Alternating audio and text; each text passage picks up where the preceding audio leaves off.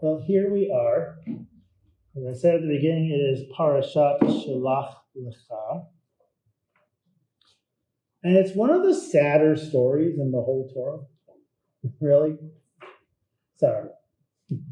Sylvia was hoping for a good story. A little uplift. I'll find an uplift.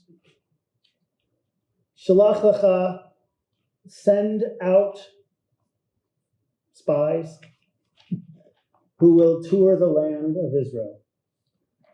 You know, the original plan was that we were just going to go straight there. It was supposed to be about 3 days walk from Mount Sinai, right in, cross the Jordan, home. But God tells Moses to send these spies, and Moses picks who's going to go.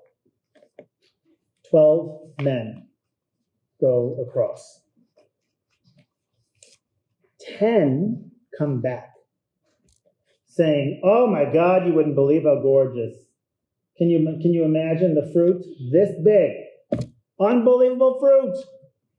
The cities, the places, the water, you can swim in the Mediterranean, it's glorious.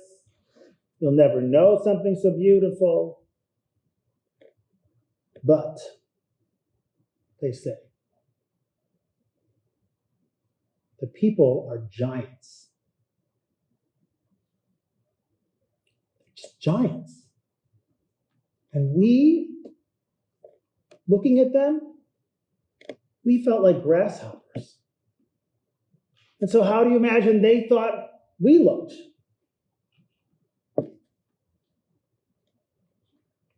And they come back, and when they tell this to the people are first tantalized and excited at how amazing this promised land is going to be. And then they say, "So what you're telling us is that you promised us a beautiful thing and we're not going to get it?" They say, "We can't have it. We're too weak. We're too little. We're a bunch of nothings. Someone else is standing in our place and we can't move them." They get angry. They scream at Moses. They say, maybe you should have just left us back there. That would have been better. Egypt would have been better than dragging us all the way over here, and now we can't go. So the Torah reminds us that not everyone had that idea. 2 of the spies came back, Joshua and Caleb, and they said, "Yes, big fruit. Yes, great beaches.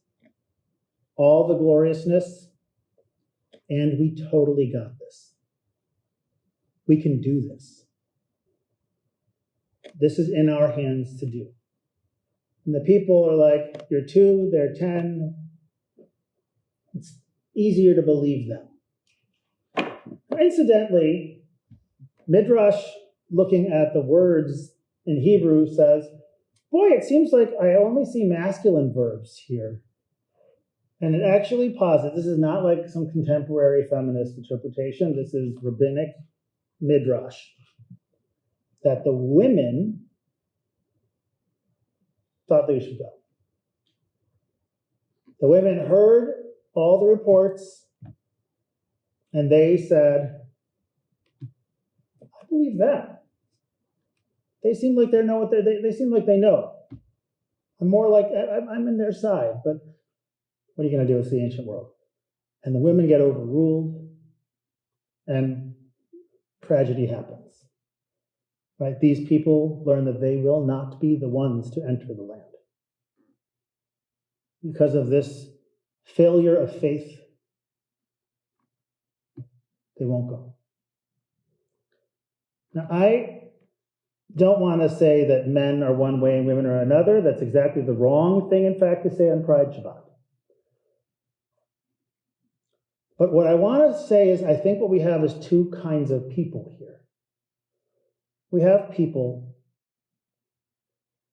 who very easily are able to be told that they are small and that the world is filled with awful things that will attack them and that they are weak, and that there is nothing that they can do.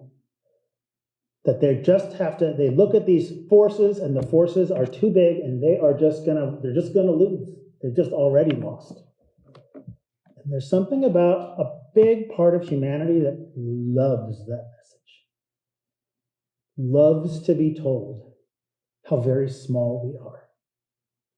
That we are grasshoppers.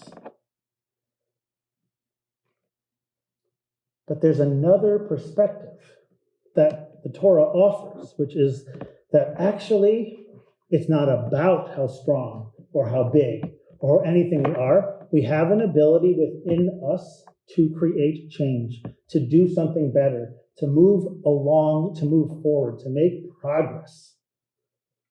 And these are two types, ultimately. And a person goes between them over the course. It's not like you are one type for your whole life, right? But I think this typology here says a lot about what we are looking at right now in our country.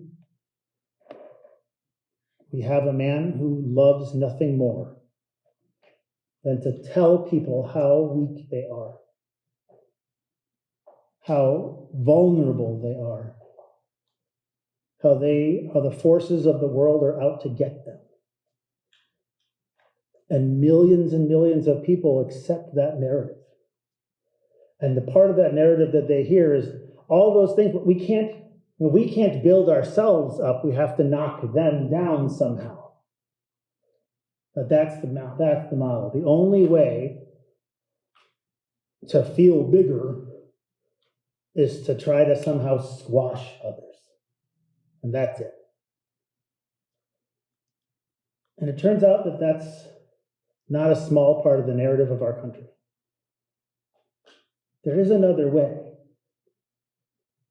There is another way that is about understanding that power is not the answer, that might is not the answer, that vulnerability is not always a bad thing, that we grow better when we grow together, that even something that seems hard is still worth doing. There is a better way. I think that 40 years ago now, can't do math at all. I have a lot of skills. 40 years ago, when in the Stonewall Bar, a bunch of the weakest people in all of New York City, trans Black women, raided again by these white, straight policemen who thought it would be fun to go and smack down some trannies again. And they said, not again.